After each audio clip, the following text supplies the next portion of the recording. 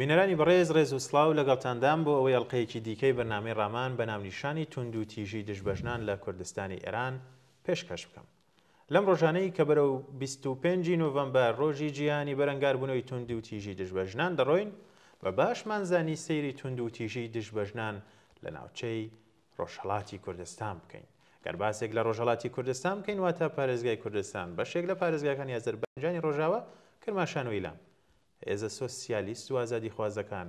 لەم جوگرافیایەدا تەنها هێز بوون کە کۆماری ئیسلامی ئەم ڕژێمە دژەژنە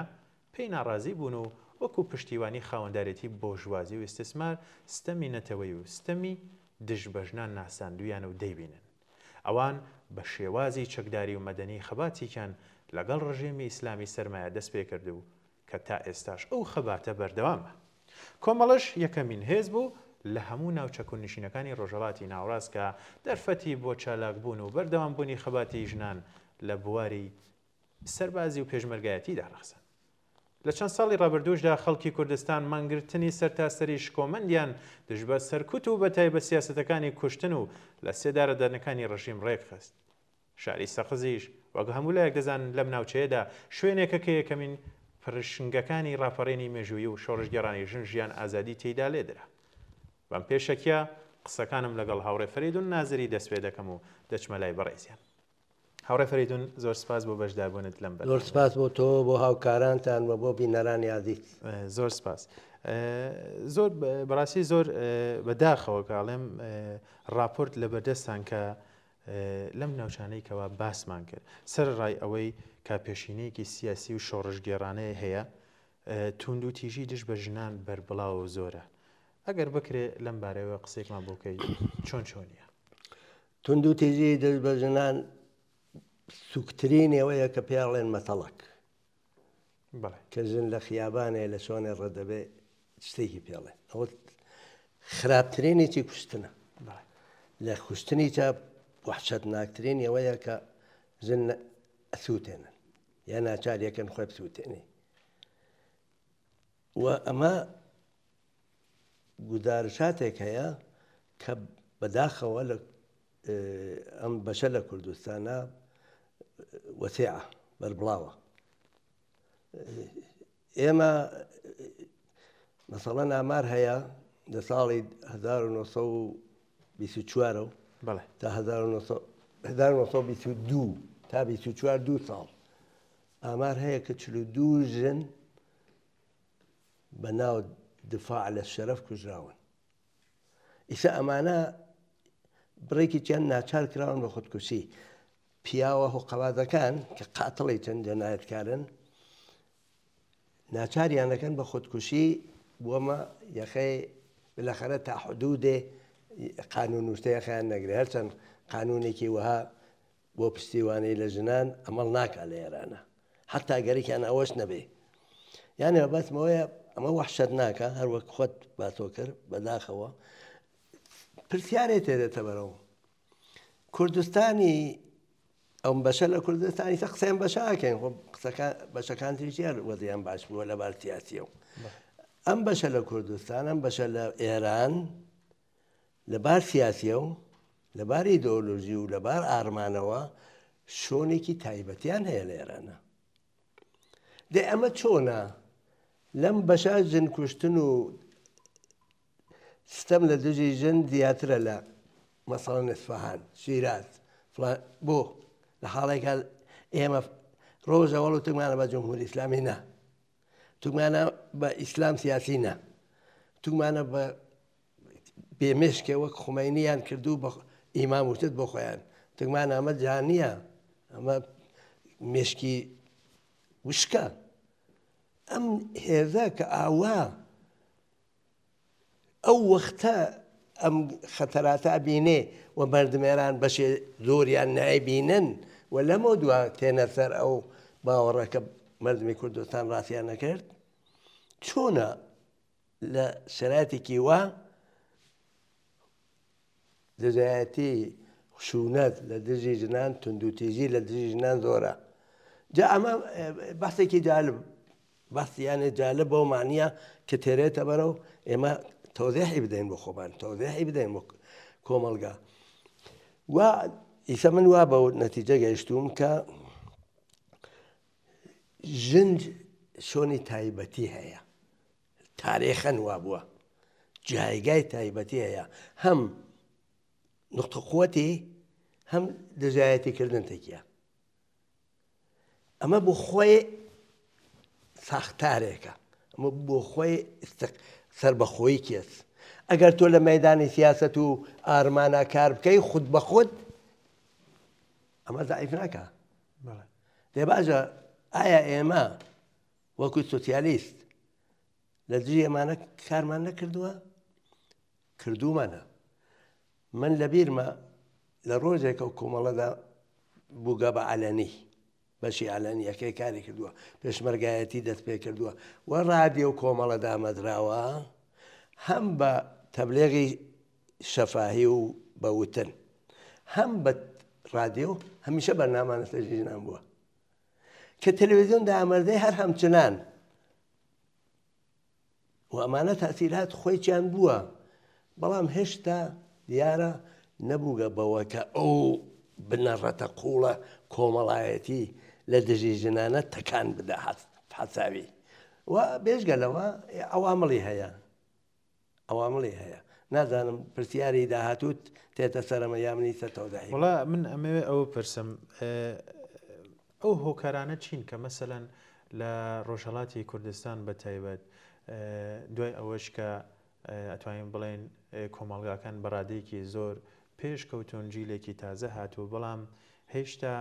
وەک نەریتێک توندوتیژی دژ بە ژنان هێشتا هەر ئەبینین و ئەوەی کەوتمان راپۆرگەلی زۆر ئەبینین ڕۆژانە لەسەر توندوتیژی دژ بە ژنان. ئەو هۆکارانە چین کە مەسەلەن کەمی نەکردووە؟ یعنی ئایا مەسەلەن کۆمەڵگای ڕۆژهەڵاتی کوردستان، کۆمەڵگای کوردی لەو مەنتیقەیە چی وای لێ ئەکا؟ پیاوسالاریە؟ چه سیستەمێکە وای لێ کردووە کە بەو شێوازە هەر هەبێت ئەو توندوتیژیانە؟ یەک و دوو سێ نییە، مەجموعەی شتە. من کە شۆڕشی ئێران دەست پێکات ساڵی 57 ئێران، 79 زاینی 32 سێ ساڵ بووە. لە تواو ئەو ماوەی عمرمە کە بێژین لە 89 ساڵێکی وشتەوی تر لێ حاڵیم جامعە و کۆمەلگا چۆنە و خانەوادە چۆنە و مامۆ چۆنە و برا چۆنە و ڕابەتەی ژن و پیاک چۆنە و ئەمانە تا 32 ساڵێکی یەک دانە لە شاری سنەم لە بیر نایە کە ژنێ بەدەست پیاوێکە و کوژراوێت. لە بیرم نای ناکە نایم نەبووە، شاید بووێ، بەڵام من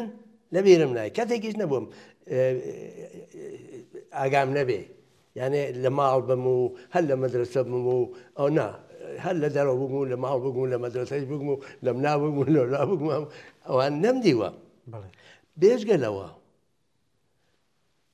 ژمارەی خێزان و خانەوادە لە بەرچاومە بووگەن کە لەگەڵ ژنەکە و پیاکە یەک جاریش قسەی تاڵ ناتکە بەرەو قسە بکەن بە یەک، داوا بکەن دەکێکە فرستە هێران یەک دەهاوێنی جمهوری ئیسلامی جا لێرە و قسەکەم ئەمەیە، جمهوری ئیسلامی تێتە سەرکار ئەو کوردستانە وا لێکە. بەنابەرین ئەگەر بێژم سەرەکی ترین هۆی چیە ئەڵێم ئیسلام سیاسی و جمهوری ئیسلامیە، دەسەڵاتی ئیسلامی، دەسەڵاتی ئیسلامی سیاسیە، هەموو ئیسلام بە هەرحاڵ ئیسە من بەختی ئیسلام ناکەم، بەحسم لەسەر ئیسلام سیاسی و ئەوەیەکە لە قودرەتە هەیە. دەی ئەمە ئامڵیە تۆ ئەبێنێ لە کوردستانی ئێرانە هەر ئەم کوردستانی ئێرانە تێ بە زوانمانانە ئێمە کوردستانی شۆنێ نین، ئێمە بەشێ لە ئێرانی هین، بەشێ لە جۆغرافیا ئێران هین، ئەو ئیسفاهانی شەر بەشێ لە ئێمە یان ئێمە سەر بە شۆنێ نین، بەڵام بە پێ جۆغرافیا بەشێ لەوەی نەبار حاڵا لەسەری نەچمەوە. لەو کوردستانە هەر لە ڕۆژەوەڵەو خەبات لە دژی کۆماری ئیسلامی بووە، هەم بە مەدەنی هەم بە چەکدارانە، وە لەناو ئەم خەباتە چەکدارانە ژنانێکە خەبات خۆیان هەر لە کۆنەوە لە ساڵ 1940 هەتاویەوە دەست پێ کردبوو، هات لە دەورەی شۆڕسی 57 بەهێزترە بێ ڕێکخراوترە بێ کۆمەڵە ئەم خەباتە ئەوە تا سەدحێکت چەکدارە بنرن بۆ ئەوڵیندا لە کولی کوردستانە دەی قسە ئەوەیەکە ئەم حکوومەتە ئەم ئیسلامە ئەم هینە لەسەر چی هێشتا توانەیە ئەم محیتە دژبەژنە بە قووەت کات و بێڵێتیەوە جا لێرە باسی ئەوە تێتە بەرەوە کوردستان بالاخره گەرەکمان بێت و گەرەکمان نەوێ هێشتا لە دەورەی قەبیلە و عەشیرە لە زۆر شۆنی دوورەوە نەبووە لە شارە گەورەکان بووە لەملا بووە بەڵام ئاخر ئەو دەورەش شار جەمعیەتی کەمتر بوو دەرەوەی شار جەمعیەتی زیاتر بوو هێز فڵاون و سەرۆک فڵاون و عەشیرە فڵان و وانە هەر مەوجود بوون بە چاوخۆم دیگەنم پس جمهوری ئیسلامی سواری ئەم پیاو سالاریە کە لە خۆیان لە بنیادی ئیسلامە هەیە و لە بنیادی ئیسلام سیاسی هەیە لەناو قەبیلەشە هەیە سواری ئەماوێت و ئەم کۆمەڵگا ئەوە لە دژی ژنان بەهێز دەکات بەڵام تەنها ئەمەش نییە ئەخلاقیاتی پیاو سالارانە قازانجی مادی کە پیاو سالاری هەسی بۆ هەم بۆ ساحەوکار هەسی هەم بۆ کەتی بە ئیسلاح سەرۆک عەشیرە یا هەرچی نایبنی ئەمما یەک شتیچەیە ئەویش ناسیۆنالیزمی کوردیە ناسیۆنالیزمی کوردیش بەش بە حاڵخۆی دەورە بینێ لەما ئەلبەت ناسیۆنالیزمی کوردی پێچیدەتر لەوەیە یەک کەلیمە بێژین بەڵام هەر دەورە بینێ لە مانەوەی دژایەتی تەکژنە و حتا بەهێزبوونی هەوڕێ فەریدون باست لە جوانیەکانی سەردەمێک کرد کە باسی سنەت کرد کە ڕۆژانێک هەبوو تۆ وەک لەوانەیە وەکو ئێستا ئەڵێیت گوێبیستی تونند و تیژی بەو جۆرە نەبووی کە دەرهەق بە ژنانەکرا تا ڕۆژانێک ئەوەی کە دەسەڵاتی ئیسلامی و جمهوری ئیسلامی مەزهەبی بە زۆر بەسەر خەڵکا چەسپان هەروەش کە بین کە ئێستا کارێکی کردووە کە خەڵک خۆی بە جۆرێ دژی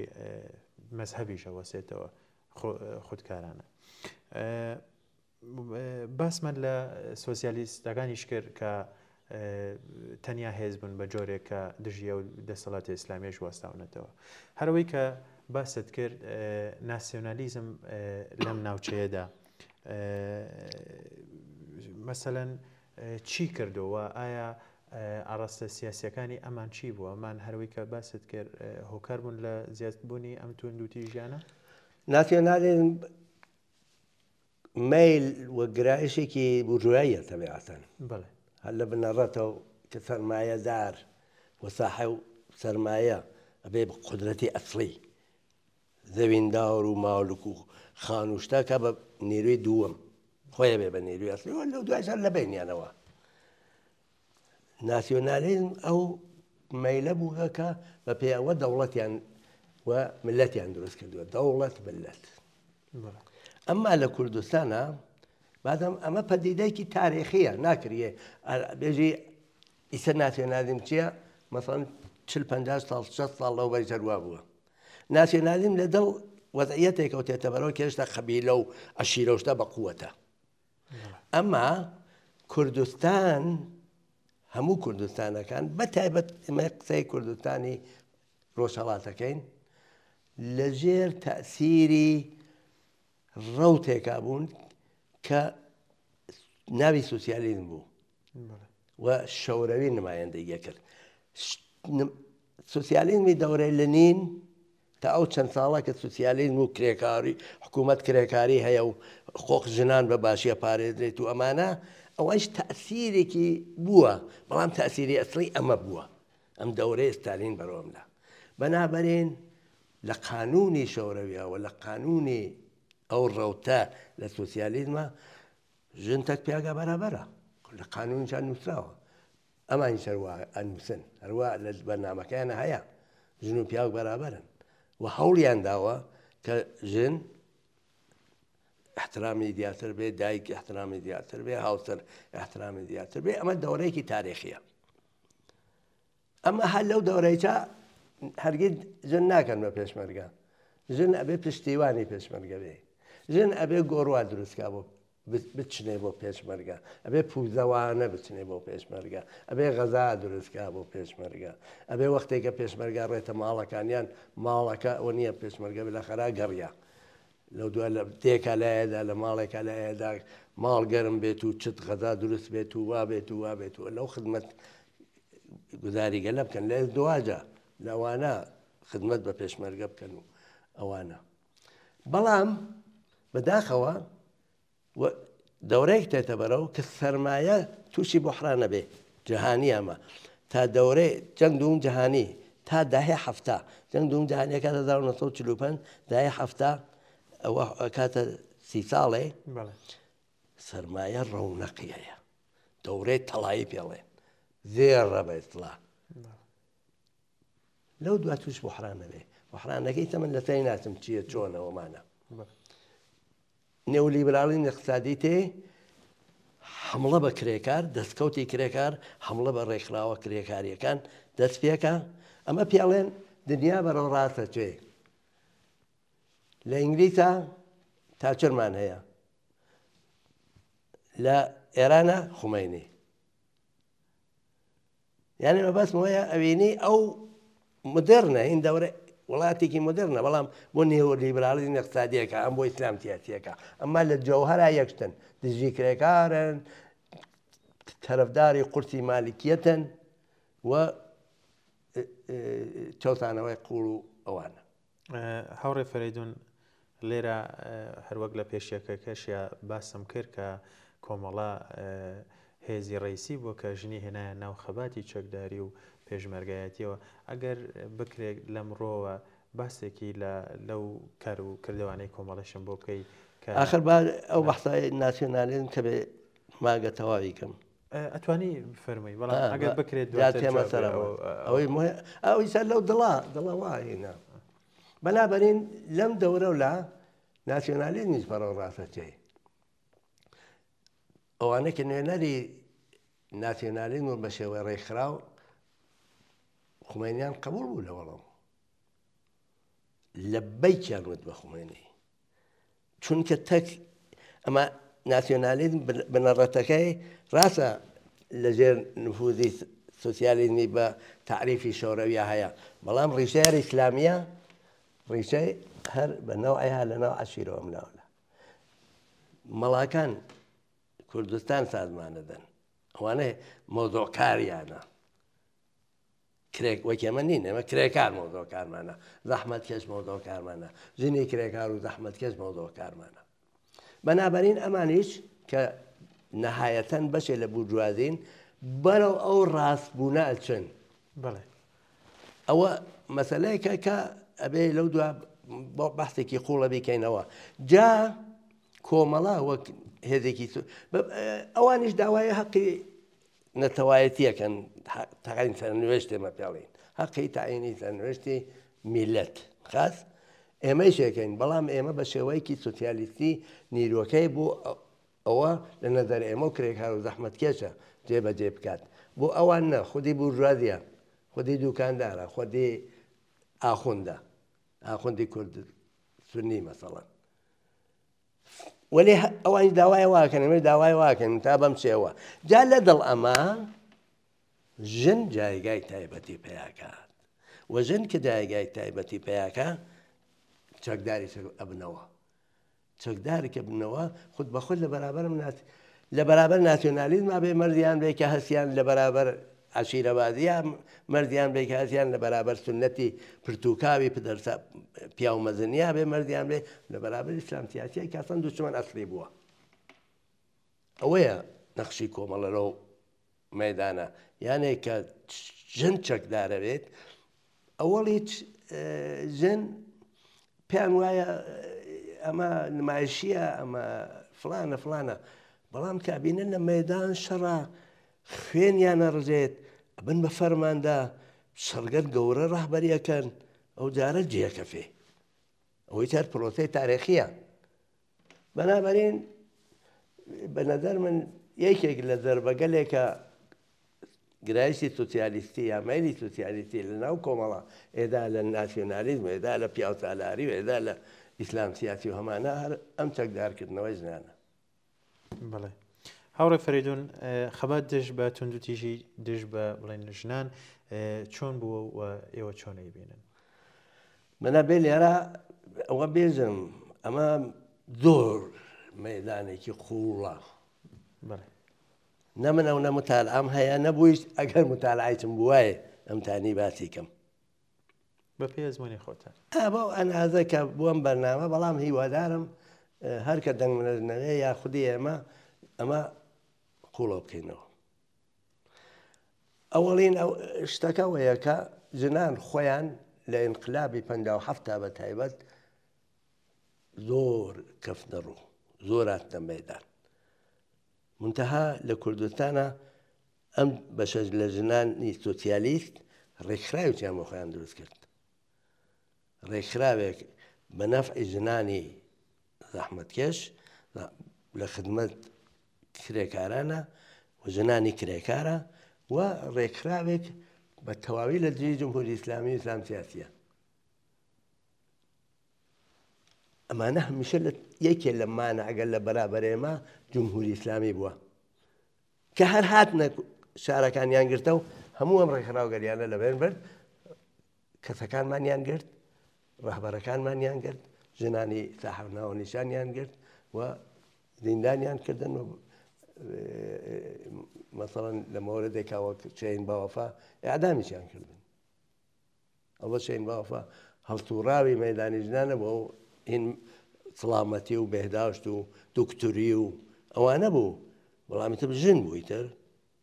ژنێکی زۆر بەردەستە و ساحەب بانک و ساحەب ناو و ساحەب بانک بەم بۆ ناو مبارزەکانیان ناوە دەست پێکە بەڵام لە ناو کۆمەڵای تر ئەبێ بە شەڕی چەکدارانە ئەبێ بە قسەکردن ئەبێ بە دەور ببینن لە تەبلیغاتی ڕادیۆیەکە و لەمە دووە لە تەبلیغاتی تەلەڤیزیۆنیەکە. ئەمە تەنها ئەمە نییە جا ئەم بەشە یا منی سەباس یەکەم بەڕاستی ئێمە کەم لەسەری ئیطلاعاتمان هەیە. ئەویشتەوەیە لە دڵ ئەم مبارزاتە تەنها ئەو ژنانەکان ناو پێشمەرگا نین کە سۆسیالیستن ژنانێکن کە لە دەرەوەی تەشکیلات هەن دوو کۆمەڵە یەک ڕێکخراوە کە سوسیالیزم بنەڕەتیە بەڵام سوسیالیزم یەک مەیلی کۆمەڵایەتی گەورەیە. ژنانێکی زۆر لەناو ئەو مەیلە ئیجتیماعی گەورەیە سەریان هەڵداوە مقالەیان نووسیوە کتێبیان نووسیوە لەگەڵ کوردستانیە بەشی کە هەل ناوی کوردستانی عێراق بنین یا ڕۆژهەڵات لە سووریا ارتباطیان بووە نەزەریان ڕەد و بەدەڵ کردووە چت فێر بووگەن چتیان پێوتون لە دانشگاکانە هێنیان داناوە ئەمەیانە تەحمیل کردووە بە جمهوری ئیسلامی کە کارگەلێکیان کردووە لە دانشگاکانە کە جمهوری ئیسلامی ئەسڵ ئەوەیە ئەبێ ئەوە بکات لە دژی جامعە ئەمان لە دژیەوە لە دانشگاکانە جەلسەیان داناوە و لەسەر یەک چگەلێ چووگن بەڕاستی ئێمە کەم کارمان کردووە لەسەری پیاوسالاری. یەکێک لە ئەوەی کە لە کوردستانە بەهێزە گرایشێکە مەیلێکە بەناو سۆسیالیزمی فەمینیستی یا فەمینیزمی سۆسیالیستی. ئەمە فەرقی چێتە سۆسیالیزم بە معنی عادیەکەیە. ئێمە وەک کۆمۆنیستەکان زۆرێک ئەهەمیەتمان داوە بە چەوسانەوە. ئەوان هاتن لە ئوروپاوە ئەڵبەتە لە ئەمریکاوە لە ئەمریکا باسییان کرد وتیان ئینگلیس بە دوورسی لە کتێبی مەنشەی خانەوادە وتیگە کە زەڵم لە ژنان وە چەوسانەوە هەرکی بە پەیدابوونی چین لە دنیا پەیدا بێ حدود 600 ساڵێکە. بەڵام کۆمۆنیستەکانم بەشیانە لەبیر بردێتەوە کە ستەمی جنسی ستەم لە دژی ژنان زەڵم لە دژی ژنانیان کردگە بە ئەوەی کە ئەگەر سۆسیالیزم بەدەست بێ ئەمیش لە بینەچێ حاڵێک ئەوانە هەروە کە ئێمە چۆن لە کوردستانە ئەم هەمووە کاری سیاسی کراوە هەموو ئارمانی پێشرەفتە و انقلابی هەیە بەڵام ستەم لە جژنە نەستا قەویچە ئەویش ئەبێ کاری تایبەتی لەسەر ئێمە قسەی سوسیالیستە بێتڵا فەمینیستە سوسیالیستەکانە و بە نەدەر من ڕاستیان کردووە و ئێمە ئیسە فێر بووین دەما کە ئەو مەدانیچە بێ کاری تایبەتی لەسەرکەی ژنانێکە لەنا ئەو مەیلە سوسیالیستیە لە کوردستان نابوون لەسەر ئەم چتکەلە کاریان کردووە ئێمە لەسەر مارایی من هەر لە بیرم چەندێک کارمان کردووە وەڕاتی بەڵام ئەوان کاری حەساویان کردووە مارایی بەشێکی ژنەسێنی تۆ بەدەنیش نەسێنی قبوڵەکەی پیا و ساحەوتووە قبوڵەکەی پیا و ناناوەری ماڵە دەمان هەمووی بورژواییە نەفەقا سێنی شیرباییە سێنی من کارم بەوە نییە کە وەزعەکە واسەوە بورژوازی زاڵەوە بورژوازێکی گەندەڵ زاڵە ئەمانە مخالفەت ناکەین تەک ئەم چتگەلە یانێ نەیدەن بە ژن بەڵام ئەبێ بیناسین کە ئەوە لە واقع بەردەگی ژنیاتەیە و ئەبێ جامعەی کە بێ کۆمەلگای کە بێ کە ژن و پیاکتیا بەرابەر بن ژن و پیاک فرسەتی بەرابەریان بێ بۆ کار و ئیشوشتە کە لە بولشویەکەکان لەوەرەیەکە دەستیان پێکرد لە شۆرەویە حتا وەختێکی ستالین وانیشتێن بە دەرەجاتێکم هێنا ئەمێنێ بەزگەلەوە لە بعضی وڵاتانی ئەوروپایی و ئەمریکایی وان چا مبارزاتی ژنان نەتیجەیەکیان داوە لەم مەیدانە وەلی ئەبێ جامعە وای تیابێ کە ئیستثمار چەوسانەوە لانیکەم لە مقیاسی گەورانەمێنێ وە ژن بێتە بەرابەر هەم نەتەنا لەسەر قانون بەکردەوە یانێ بەکردەوە تۆ بتوانی لەنا ئەو جامعە ڕشتکەی بیتە مەیدان کە وەزعیەتێکی ئەوە هاتە بەرەو مارەیمانی نامێنێ شیربایی چی ئەسڵەن نازانم ئەم قسانە چییە خۆ شیرباییان ئێوە کە دایک و باوک تا هەم ناڵەکەن کچەکەن و ئەبێ بۆ پوڵێ بێ بۆ ئەو شیرە یان نەفەقە بوو چیە من ئەگەر خۆم ئیشم بێ من ئەگەر تۆ لە جامعایکی سوسیالیستیا بێ هەر لە ڕۆژەوەڵە حقوقۆختەیە هەر کردیتە دنیا حقوقۆختەیە کە وەختی ئیشەگری کەس ناتوانێت ئیشەکە لێ بسێنێتەوە کە نەخۆشە کەفی کۆمەلگا وشیا بێتەوە کە بانسوتابی یا خانەنووسی نەبێ کۆمەلگا وشیا بێتەوە هەمیشە هەموو ماڵتەیە ئیمکانات ژیانتەیە ئیمکانات ڕشتت هەیە ئیمکانات ئەوەی کە فەراغەت بگدەرێنی بڕی بۆ سەفەر بڕی بە ملا بڕی بۆ چاوپێکەوتنی خزمەت کەست کارت دۆستت هەرچی ئەو دنیای تۆ باسیەکەی لە دنیای سۆسیالیستیە بەدیە ئێمە وەکو کۆمۆنیستەکان چیمان لە دەستی توانین چی بکەین ئەمەمان لە دەستەیە کە بێژی نەچێ بڕین بەرەوە دنیا بەڵام لە عین حاڵا بێژین ئێمە نەفەقە ناچارن بدەن شیربایی بە ببێ بەڵام بزانن ئەوەیە وە ژن واقعان زۆر ژن هەن خۆ مارە هێشتا قبول ناکەن وانە زۆر ژن هەن خۆیان ئیشیان هەیە کاریگەری ماهرە مهندسە نازانم پەرستارە دکتۆرە لە قوێی قەزاییە ئیسە ناڵم قازی بێ بەڵام لە بەشەکان ترە وەکیڵە مەسەڵەن کارەوانە هەر قبول ناکەن خۆ مارە هێشتا ببێ ئێمە ناوێ دژایەتی کوێرانەی مارەی و نەفەقە و شیربایی و شتە بکەین بەڵام ئێژین ئەوەیە لەو ڕێشە و دەرات کە ئەبێ ئەم ڕێشە بکەنین بۆ ئەو ڕێشە بکەین بە بڕین بەرە ئەو کۆمەڵگە ئەو قسە منە بەڵێ بەبوونەوەی کە بەڕاستی وەختمان زۆر نییە و هەروەی کە بەڕێزیشتان باستان کرد قسەکردن لەم باسەوە دەریایەکی فراوانەکە چەنان لە قیلێ بێتەوە ئەتوانین قسەی لەسەر بکەین هیوادارم بتوانین لە بەرنامەکانی داهاتوە بتوانین زیاتر لەسەرم بەحسانە قسە بکەین چەند پێم وابێ تەلەڤیزیۆنی کۆمەڵە هەمیشە لەم بەرابەری ئوفوقی کاری کردووە بڵێ بەرابەری ژنان و پێم وایە ئەتوانین کە کاری زیاتریش بکەین لێرەدا ئەگەر بەڕێزت دوا قسەت شتێک بێ ئەتوانین بفەرمێ. من ئەڵێم جەمبەندی ئەگەر بکەین ئەوەیە کە ئەوڵەم زانین ستەم لە دژی ژن بۆ خۆی یەک ستەمی گەورەیە ئەبێ ئاگاهانە و بە بەرنامە و کاری لە دژ ئەو ستەمە بکەی و مەدان ژن و پیا و بە یەکە و ژن و پیاوی پێشرەفتە متەراقی ئەوانە بە یەکە و کارێ بکەمدان کێمانە چیمانە وتمان جمهوری ئیسلامی وتمان عشیرەبازی وتمان پیا و سالاری وتمان ناسیۆنالیزمی کوردی کە هاتین جەمبەندیک لە خەباتی ئەم ژنانە بکەین زۆر کار کراوە ئێمە جەممان نەکرێتەوە من هەر ئەو نا ئەڵێم کە